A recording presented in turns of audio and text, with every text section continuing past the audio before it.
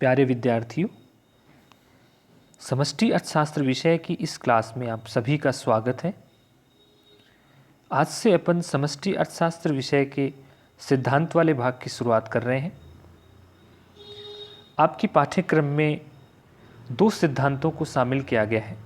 एक है उत्पादन और रोजगार का प्रतिष्ठित सिद्धांत और दूसरा है आय व रोजगार का कीन्स का सिद्धांत। आज की कक्षा में अपन उत्पादन और रोजगार के प्रतिष्ठित सिद्धांत की शुरुआत कर रहे हैं।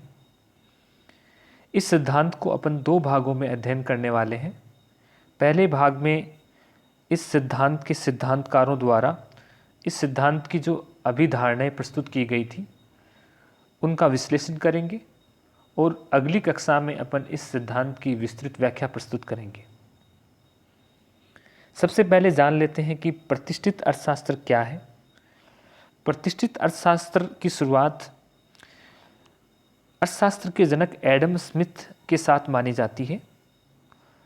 एडम स्मिथ से लेकर अगले 100 वर्षों तक कई अर्थशास्त्री हुए, जिनमें डेविड रिकार्डो, जे.एस. मिल, जे.बी. से, माल्थस आदि के नाम लिए जा सकते हैं।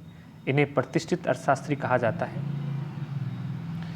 यद्यपि कुछ अर्थशास्त्री अल्फ्रेड मार्शल और आर्थर सेसिल पीगू का नाम भी इन अर्थशास्त्रियों में शामिल करते हैं, लेकिन आधुनिक आर्थिक साहित्य में इन अर्थशास्त्रियों को नव प्रतिष्ठित अर्थशास्त्री कहा जाता है। इन प्रतिष्ठित अर्थशास्त्रियों ने समय समय पर समष्टिगत आर्थिक चरों के बारे में अपने विचार प्रस्तुत किए थे और इन विचारों के आधार पर इस सिद्धांत का प्रतिपादन किया गया है। यद्यपि इन अर्थशास्त्रियों के द्वारा कोई व्यवस्थित या सुसंगत सिद्धांत प्रस्तुत नहीं किया गया, लेकिन समय समय पर प्रकट किए गए इनके विचारों को आधुनिक अर्थशास्त्रियों के द्वारा संगठित और पुनः संरचित किया गया और उत्पादन और रोजगार का सिद्धांत प्रस्तुत किया गया। इन आधुनिक अर्थशास्त्रियों में प्रमुख नाम है गार्डनर एक्ले का। कुछ अन्य अर्थशास्त्री भी इनमें शामिल हैं, जिन्होंने इनके विचारों को संगठित करके इस सिद्धांत को प्रस्तुत या प्रतिपादित किया। इन अर्थशास्त्रियों के द्वारा समष्टिगत आर्थिक चरों पर या इस सिद्धांत के बारे में कुछ अभिधारणाएं प्रस्तुत की गई। आज की कक्षा में इन अभिधारणाओं का विश्लेषण कर रहे हैं। सबसे पहली जो अभिधारणा है वो है अर्थव्यवस्था में सदैव पूर्ण रोजगार की स्थिति रहती है। इन प्रतिष्ठित अर्थशास्त्रियों के अनुसार एक स्वतंत्र पूंजीवादी अर्थव्यवस्था में दीर्घकाल में रोजगार के योग्य और इच्छा रखने वाले सभी श्रमिक और पूंजीगत संसाधन सदैव पूर्ण रोजगार की स्थिति में रहते हैं। यदि किसी कारणवश अस्थायी रूप से इनमें बेरोजगारी उत्पन्न होती है तो अर्थव्यवस्था पुनः रोजगार की तरफ प्रवृत्ति रखती है। यहाँ पर इन्होंने माना है कि अर्थव्यवस्था में किसी भी प्रकार का एक्सटर्नल और गवर्नमेंट इंटरफेरेंस नहीं होता है। इन अर्थशास्त्रियों के अनुसार पूर्ण रोजगार का मतलब ये कतई नहीं है कि सभी संसाधन रोजगार में होते हैं। अर्थव्यवस्था में कुछ संसाधन ऐसे होते हैं जो प्रचलित मजदूरी दर पर काम नहीं करना चाहते या कार्य के बदले उस प्रचलित मजदूरी दर पर वो आराम को प्राथमिकता देते हैं। ऐसे मजदूरों को स्वैच्छिक रूप से बेरोजगार कहा जा सकता है।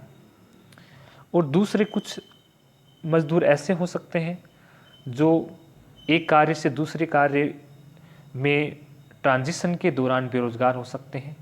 साथ ही कुछ तकनीक में परिवर्तन के कारण से कुछ लोग बेरोजगार हो सकते हैं। ऐसे लोगों को फ्रिक्शनल अनएम्प्लॉयमेंट में शामिल कहा जा सकता है। इस प्रकार ऐसी स्थिति में भी दो प्रकार की बेरोजगारी पाई जा सकती है, एक फ्रिक्शनल और दूसरी वॉलंटरी अनएम्प्लॉयमेंट। इन सिद्धांतकारों द्वारा जो दूसरी महत्वपूर्ण अभिधारणा या पोस्टुलेट प्रस्तुत की गई वो है अर्थव्यवस्था सदैव संतुलन में रहती है। यानी इनके अनुसार पूर्ण रोजगार प्राप्त संसाधन एक तरफ उत्पादन करते हैं, दूसरी तरफ इन संसाधनों को आय प्राप्त होती है। इस आय का समस्त भाग वे उत्पादन पर व्यय कर देते हैं। यानी आशय है कि अर्थव्यवस्था में होने वाले समस्त उत्पादन का विक्रय हो जाता है। इसलिए अर्थव्यवस्था में ओवर प्रोडक्शन और अंडर प्रोडक्शन जैसी स्थिति नहीं होती है। किन्स की शब्दावली में इसे इस प्रकार से कहा जा सकता है कि अर्थव्यवस्था में समग्र मांग समग्र पूर्ति के सदैव समान रहती है और अर्थव्यवस्था सदैव पूर्ण रोजगार के स्थिर संतुलन में रहती है। एडम स्मिथ ने जैसा कि माना कि लेसेस फेयर या अहस्तक्षेपवादी नीति अर्थव्यवस्थाओं में पाई जाती है, जो कि एक आदर्श स्थिति मानी जाती है। इस स्थिति में अर्थव्यवस्था में किसी भी प्रकार का एक्सटर्नल या गवर्नमेंट इंटरफेरेंस नहीं होता, यानी मांग और पूर्ति की शक्तियाँ स्वतंत्र रूप से कार्य करती हैं। और ऐसी अर्थव्यवस्थाओं में यदि असंतुलन पैदा होता है तो इन बाजार शक्तियों के द्वारा उसे स्वतः समाप्त कर दिया जाता है। एक अन्य महत्वपूर्ण अभिधारणा इन्होंने मानी मुद्रा के बारे में, यानी इन्होंने कहा मनी डजंट मैटर, यानी मनी एक वेल है, एक आवरण है और मुद्रा एक फैसिलिटेटर के रूप में कार्य करती है। और अर्थव्यवस्था में केवल मुद्रा का एक ही कार्य है, वो है विनिमय के माध्यम या लेन देन के उद्देश्य से कार्य करना। इस तरह अर्थव्यवस्था में मुद्रा है वो अर्थव्यवस्था के वास्तविक चरों जैसे राष्ट्रीय उत्पादन और रोजगार को प्रभावित नहीं करती है। इन अर्थशास्त्रियों ने अर्थव्यवस्था के मौद्रिक क्षेत्र और वास्तविक क्षेत्र को भिन्न भिन्न माना है, जो परस्पर एक दूसरे को प्रभावित नहीं करते हैं। इन अभिधारणाओं को संक्षेप में अपन निम्न रूप से प्रस्तुत कर सकते हैं। इन अर्थशास्त्रियों के अनुसार प्रतिष्ठित अर्थशास्त्र के विचार में अहस्तक्षेपवादी नीति यानी लेसेस फेयर पर आधारित अर्थव्यवस्था दीर्घकाल में सदैव संतुलन में रहते हुए पूर्ण रोजगार पर रहती है।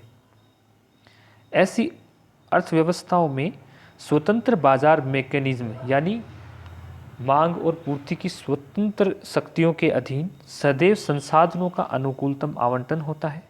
अनुकूलतम आवंटन का तात्पर्य है कि साधनों की सीमांत उत्पादकता सभी क्षेत्रों में समरूप होती है, यानी सभी साधन एक दूसरे क्षेत्र में ट्रांसफर नहीं होते, क्योंकि सभी की जो उत्पादकता होती है वो समरूप होती है। समस्त श्रम शक्ति प्रचलित मजदूरी दर पर पूर्ण रोजगार में होती है और वास्तविक उत्पादन जो होता है वो संभावित उत्पादन के समान होता है। इसलिए अर्थव्यवस्था में न तो अति उत्पादन की समस्या होती है, न ही अल्प उत्पादन की समस्या होती है, यानी समग्र मांग और समग्र पूर्ति में किसी भी प्रकार का असंतुलन यहाँ देखने को नहीं मिलता है। यदि अर्थव्यवस्था में किसी प्रकार का असंतुलन पैदा होता है तो वह एक अस्थायी असंतुलन होगा, जिसे एडम स्मिथ के शब्दों में अदृश्य हाथ के माध्यम से मांग और पूर्ति की शक्तियों के द्वारा पुनः संतुलन में लाया जाता है। इस प्रकार इन अभिधारणाओं को आधार बनाते हुए आधुनिक अर्थशास्त्रियों द्वारा एक उत्पादन और रोजगार का प्रतिष्ठित सिद्धांत प्रस्तुत किया गया है। इस सिद्धांत की व्याख्या अपन अगली कक्षा में प्रस्तुत करेंगे।